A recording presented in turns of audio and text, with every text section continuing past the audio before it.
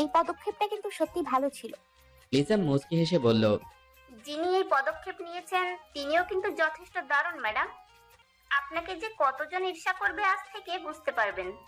অফিসের প্রায় সব মেয়েই এই কদিন ধরে দোয়া করেছে স্যারের বিয়ে যেন কোনো ছেলে হয়, এমনকি আমিও চেয়েছি। একটু বলেই লিজা পিক করে হেসে দিল। নবনী অবাক হলো, এরা কি সুন্দর করে অবলীলায় এসব কি বলে যাচ্ছে।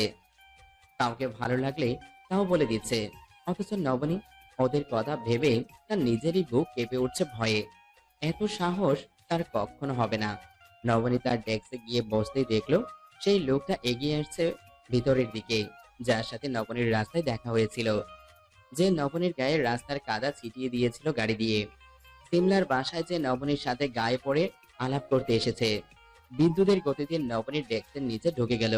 নবনী ভেবেছিল লোকটা হয়তো এখানে কোনো কাজে এসেছে, তাই যাতে দেখা না হয়ে যায় তার জন্য লুকাতে গেল।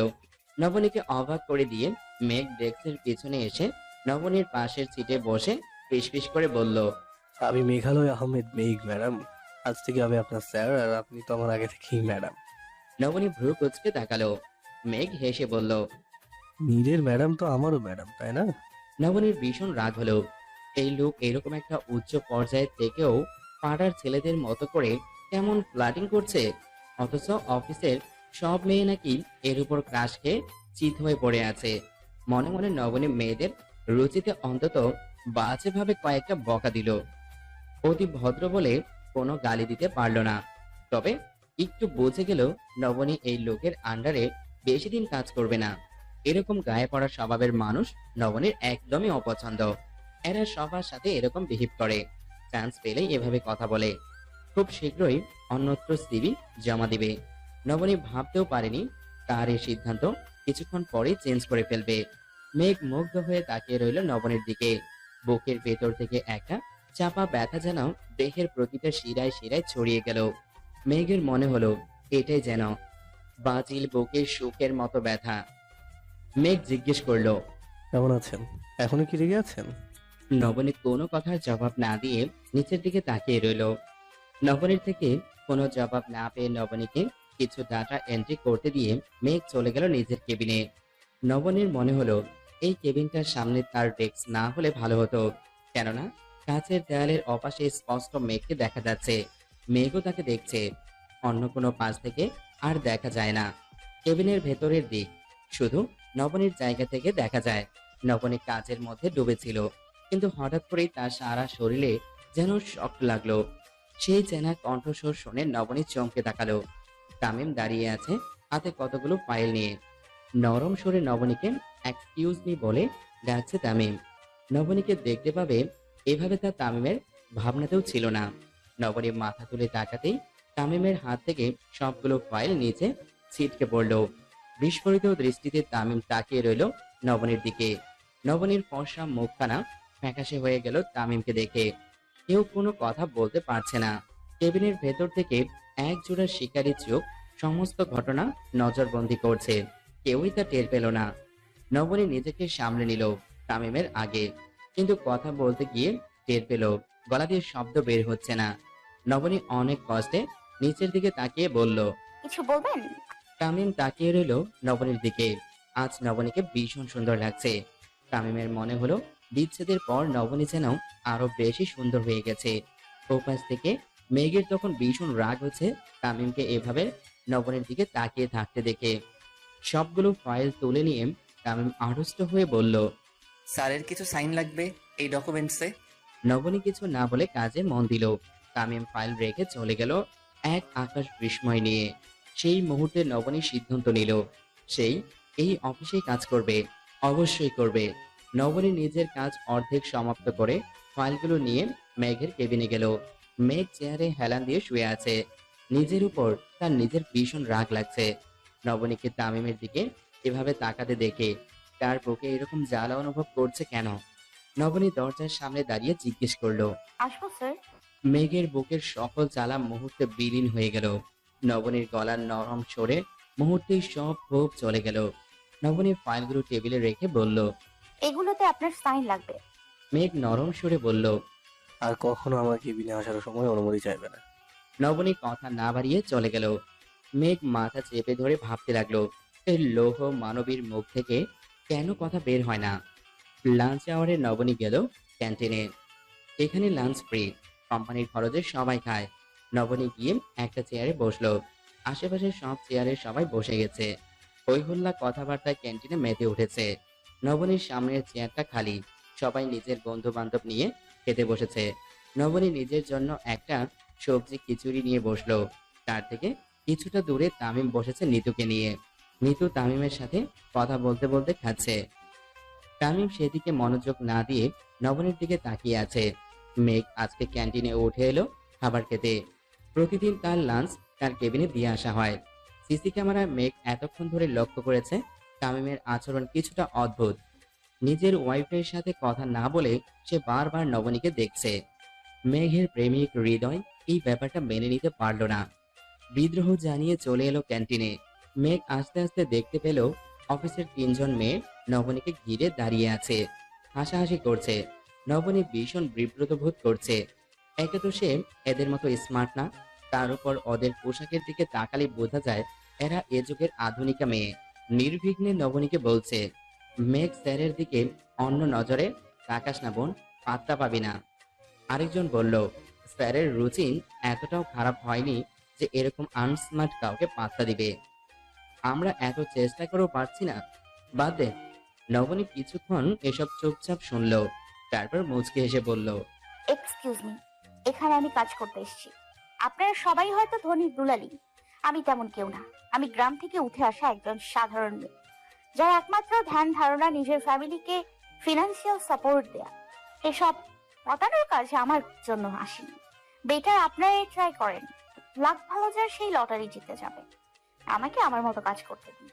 মেঘ এসে সবার পিছনে দাঁড়িয়ে সব শুনল, তারপর গম্ভীর হয়ে বলল।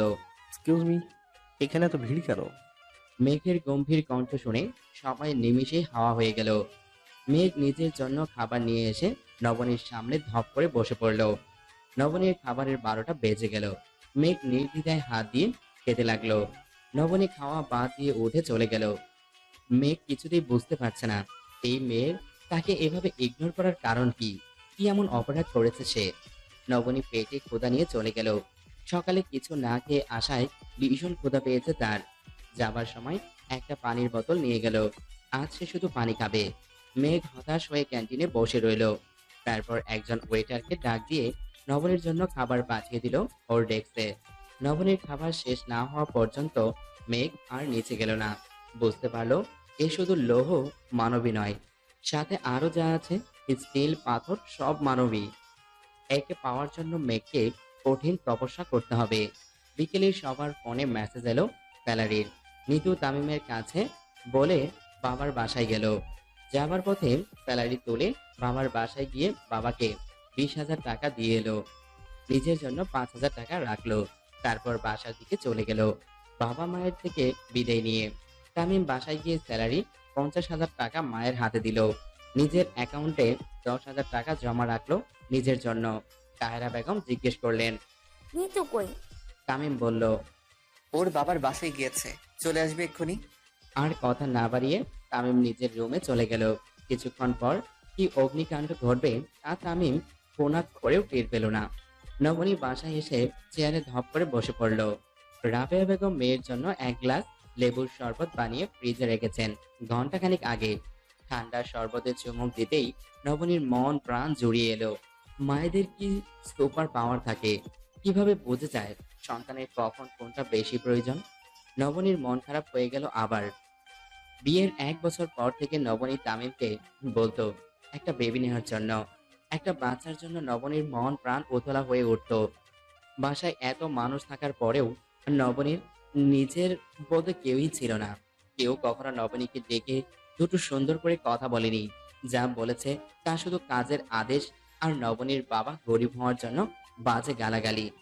নবনীও ভীষণ ইচ্ছে করত কেউ একজন থাকুক, তার একান্ত আপন কেউ, যার জন্য নবনীর অন্তর পূর্বে কলিজায় কাঁপন ধরবে।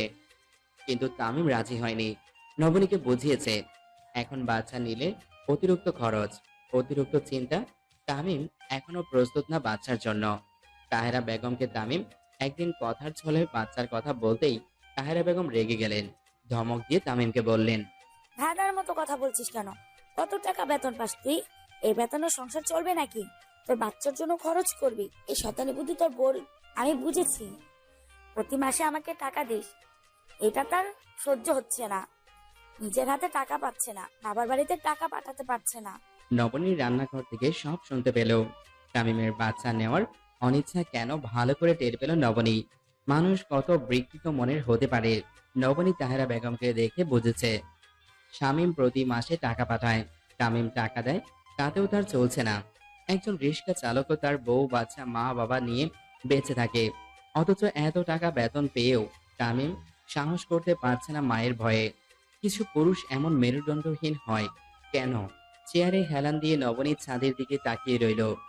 এই জীবনে আর মা হওয়ার স্বপ্ন পূরণ হবে না। এক জীবনে বিয়ের শখ তার মিটে গেছে। রাবেয়া বেগম মেয়ের পাশে এসে দাঁড়িয়ে জিজ্ঞেস করলেন। মন খারাপ তোর? নবনীর কান্না এলো মায়ের এরকম কোমল গলার কথা শুনে। মায়ের কোমর জড়িয়ে ধরে বলল, কেন এমন হলো মাগো? আমার জীবন কেন এত জটিল হলো?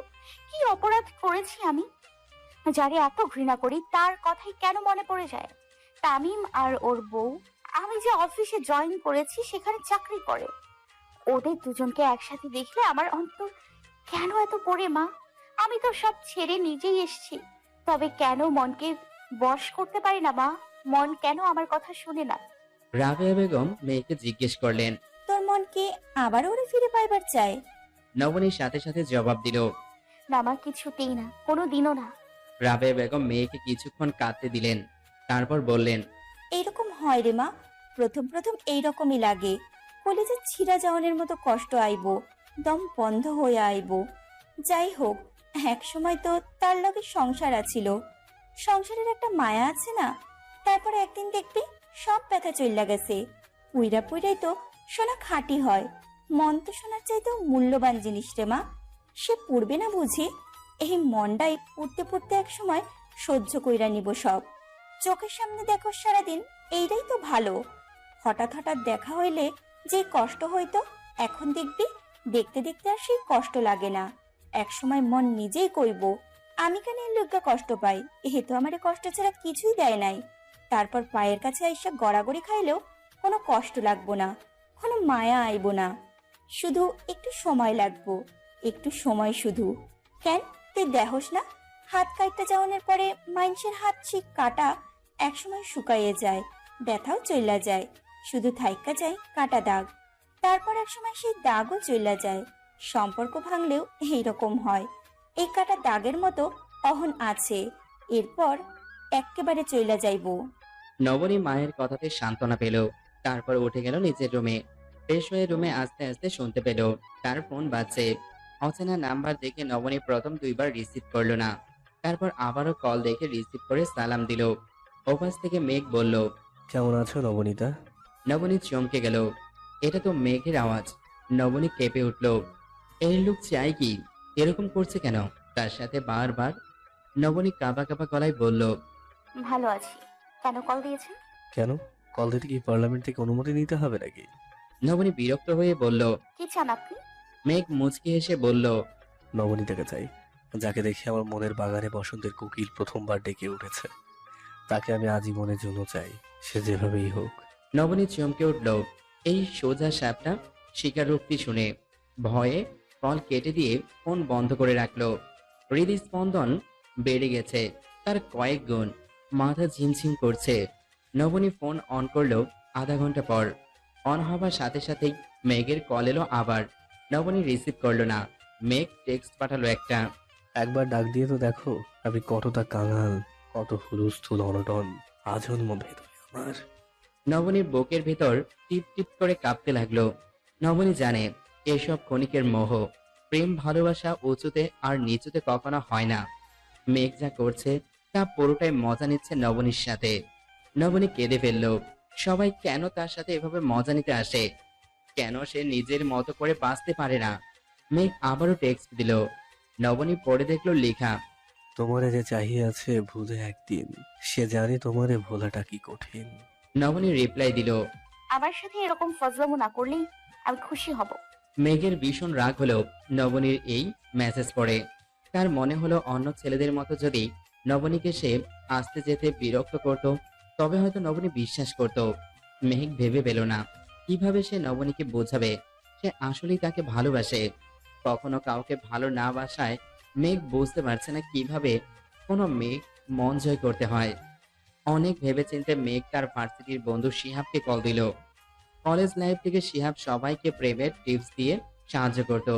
একসাথে 3 থেকে 4টা প্রেম করার অভিজ্ঞতা তার আছে। নিতু ফিরে আসার জন্য বাসে উঠে বসেছে, তখনই নিতু কল দিল। ঋতু নিতুর বড় বোন। নিতু কল রিসিভ করতে ঋতু বলল, আমি অফিস থেকে চলে এসেছি আপা, কাল আবার অফিস আছে। তামিম আসেনি তাই চলে যাচ্ছি। বাসায় বেড়াতে গেলে তুই চলে আসিস, তখন দেখা হবে। ঋতু উদ্বিগ্ন হয়ে বলল। নিতু, সব ঠিক আছে তো? তোদের কোনো সমস্যা হচ্ছে না তো? নিতু হেসে বলল, সমস্যা হলে আমি সেটা মোকাবেলা করার সাহস রাখি আপা, ভয় পাস না। নিতু কল কেটে দিল। জানালায় হেলান দিয়ে নিতু ভাবছে বাবা মায়ের কথা। নিতুরা 2 বোন, দুজনেই চাকরি করে। প্রতি মাসের 1 তারিখে বেতন পেলে বাবার হাতে দিয়ে আসে। বাবা নিতে চায় না, তবুও দুজনে নিজেদের দায়িত্ব পালন করে যায়। স্কুল টিচার, বাবার পেনশনের টাকায় সংসার চলবে না তা 2 বোন জানে। ছেলেরা যদি লেখাপড়া করে চাকরি করে তাদের বাবা মায়ের দায়িত্ব নিতে পারে, তবে মেয়েরা কেন পারবে না? বাবা মা তাদের এত লেখাপড়া করিয়েছে, তারা কেন আজ বাবা মায়ের থেকে মুখ ফিরিয়ে নেবে? নিজেরা উপার্জনক্ষম হবার পরে শুধুমাত্র মেয়েদের বিয়ে হয়ে গিয়েছে বলে নিতু ঋতু কেউই এই নিয়ম মানে না। ঋতু একটা ব্যাংকে চাকরি করে, নিতু চাকরি করে SM ইন্টারন্যাশনালে। নিতু বাসায় ফিরতে দেরি হয়ে গেল কিছুটা রাস্তার জ্যামের কারণে। বাসায় ফিরে দেখে রান্না করা নেই। সকালে করে যাওয়া রান্না শেষ, সবাই হয়তো খেয়ে নিয়েছে।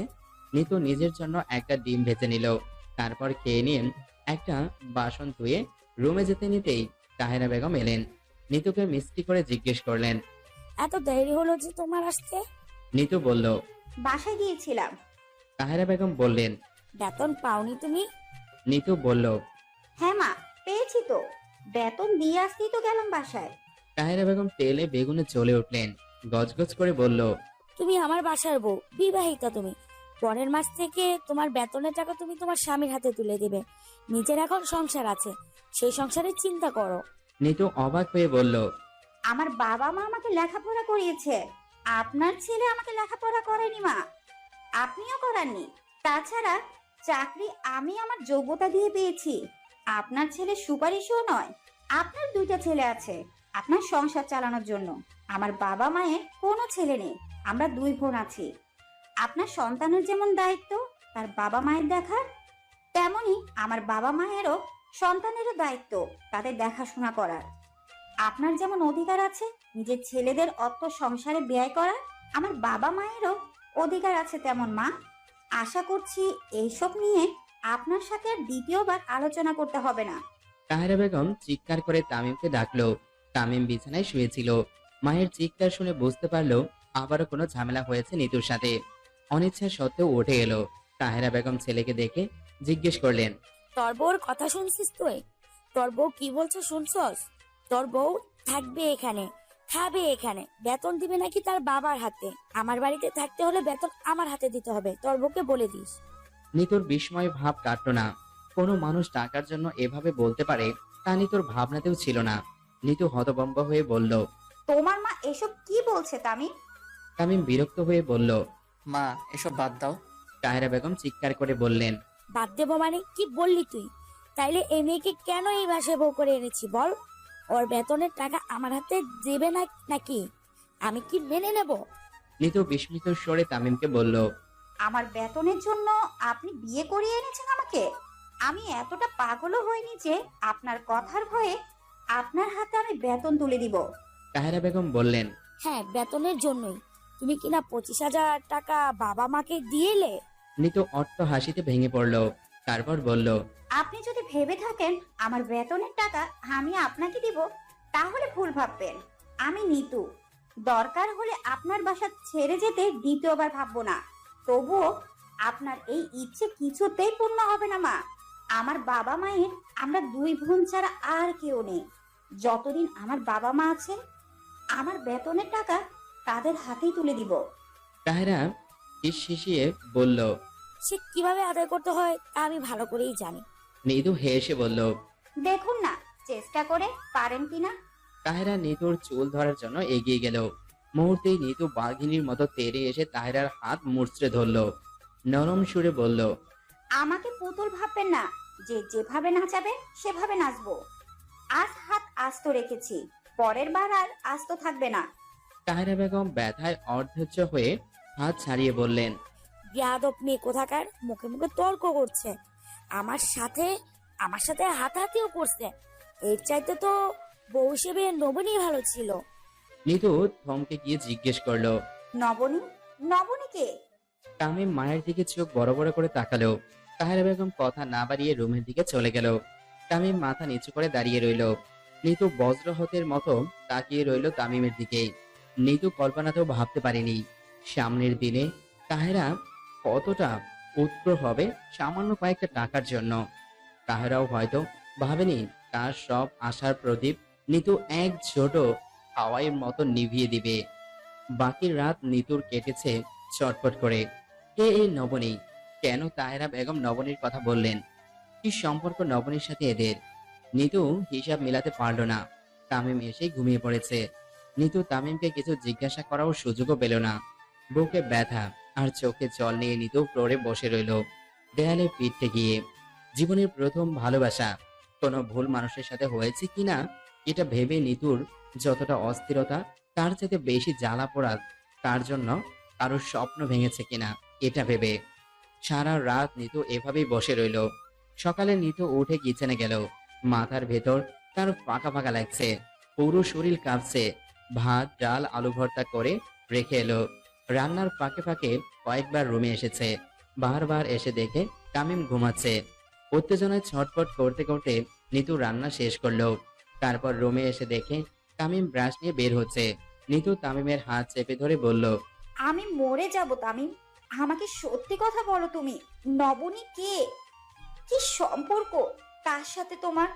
দোহাই তোমার, আমাকে মিথ্যা বলো না। তামিম এই ভয়টাই পাচ্ছিল নিতুর এই প্রশ্নের সম্মুখীন হতে হবে বলে। তামিম রাতে ঘুমের ভান করে শুয়েছিল। ভেবেছিল নিতু ভুলে যাবে এটা। নিতুকে সত্যি কথা বলার সাহস তামিমের নেই। নবনীকে হারিয়েছে সে, কিন্তু নিতুকে আর হারাতে চায় না। তামিম এতটুকু বেশ ভালো করে বোঝে যে নিতু যতই মুখ চালাক, নিতুর মনটা ভীষণ ভালো। তাহেরা বেগম নিতুকে আপন করে দিলে নিতু তাকে মাথায় তুলে রাখবে। নবনী আর নিতু দুজন দুই মন মানসিকতার মানুষ। একজন চুপ করে সব শুনে যেত, মাথা পেতে অন্যজন অন্যায়ের কঠোর প্রতিবাদ করে।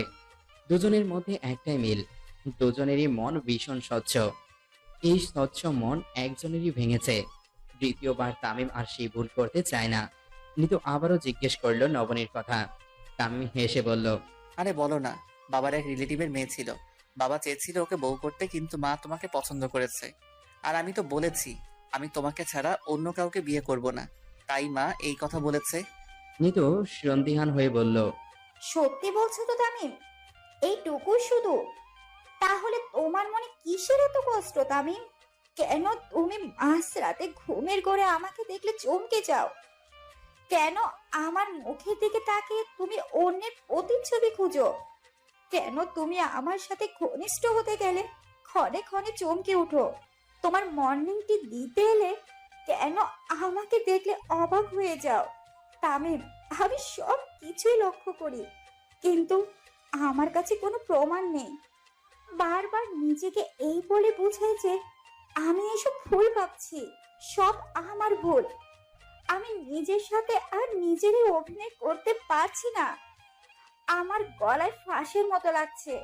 আমি ঝগড়াঝাটি করি, সব কিছুকে এড়িয়ে চলি বলে এই না যে আমার মনে কোনো কষ্ট লাগে না। তোমার সাথে আমার বিয়ে হয়েছে ঠিকই, কিন্তু বিশ্বাস করো, একটা দিন আমি তোমার চোখে আমার জন্য ভালোবাসা খুঁজে পাইনি, আবেগ নিয়ে আমার দিকে তাকাতে দেখিনি। তামিম নিতুকে বুকে টেনে নিয়ে বলল, আমি সত্যি বলছি নিতু, আমাকে বিশ্বাস করো, আসলেই এসব তোমার মনের ভুল। তুমি সব ভুল ভাবছো, এরকম কিছুই না। নিতু কিছুক্ষণ তামিমের বুকে থেকে বলল, তাই যেন হয়, তা না হলে আমার যে কি হবে তামিম?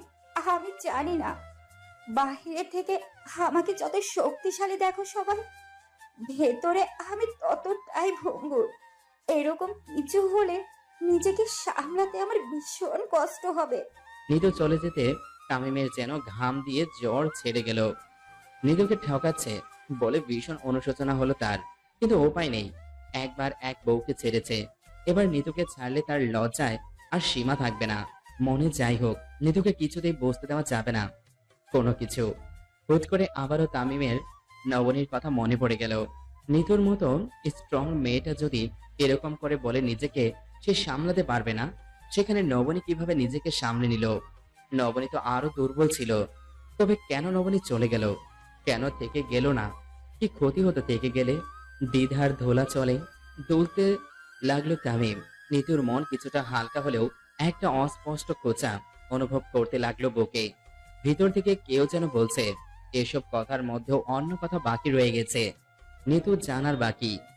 একটা গভীর শ্বাস নিয়ে নিতু ঠিক করলো সত্য উদ্ঘাটন করবেই সে। তামিম ব্রাশ করে এসে বলল, আজকে কি খেয়ে অফিসে যাব? নাস্তা বানাওনি?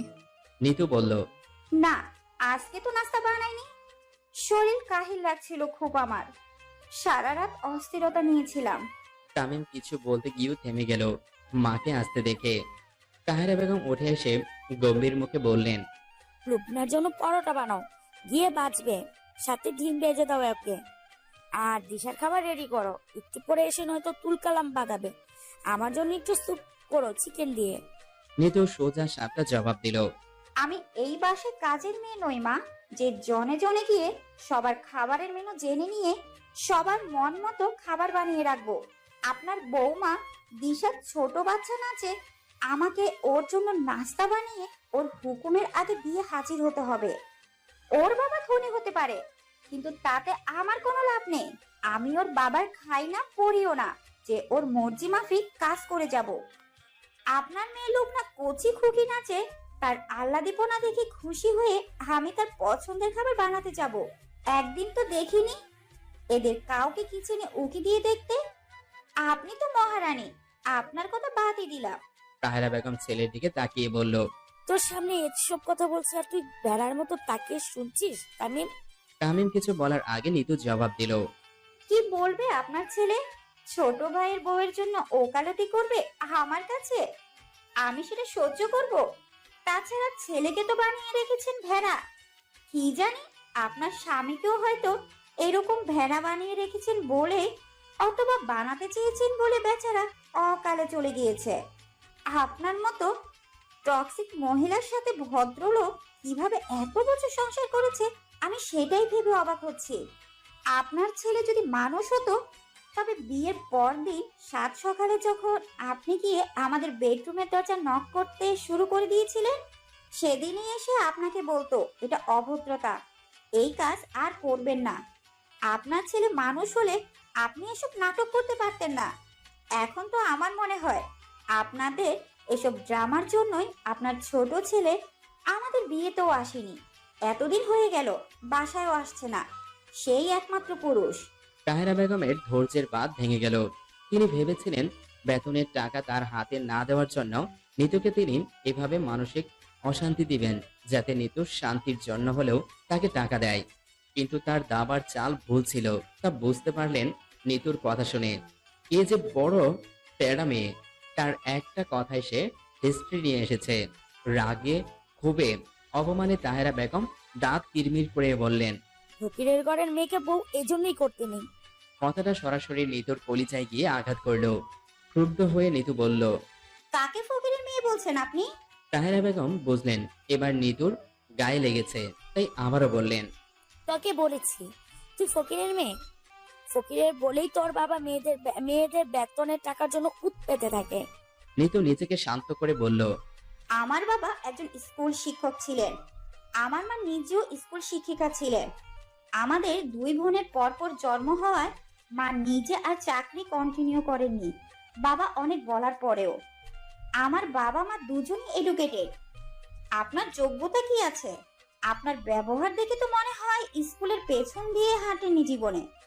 আর যদি লেখাপড়া করেও থাকেন, তা কিছুতে সুশিক্ষা নয়। আর যত এডুকেটেড হয়ে থাকেন না আপনি, আপনার মধ্যে আমি মনুষ্যত্বের ছিটে ফোটাও দেখিনি। আসলে শিক্ষিত হলেও সবাই মানুষ হয় না, আপনার মতো কেউ হয়। নয়তো আপনি জানতেন ছেলে মেয়েদের কোনো ভেদাভেদ নেই। একজন ছেলের মতো একজন মেয়েরও অধিকার আছে তার বাবা মায়ের খেদমত করার। আমার টাকা আমি কোথায় ব্যয় করব তা আমার ব্যাপার, আপনার বাপের টাকা না ওটা যে আপনাকে কৈফিয়ত দিব। আর ফকির বললেন আমার বাবা মাকে, আসল ফকির তো আপনি।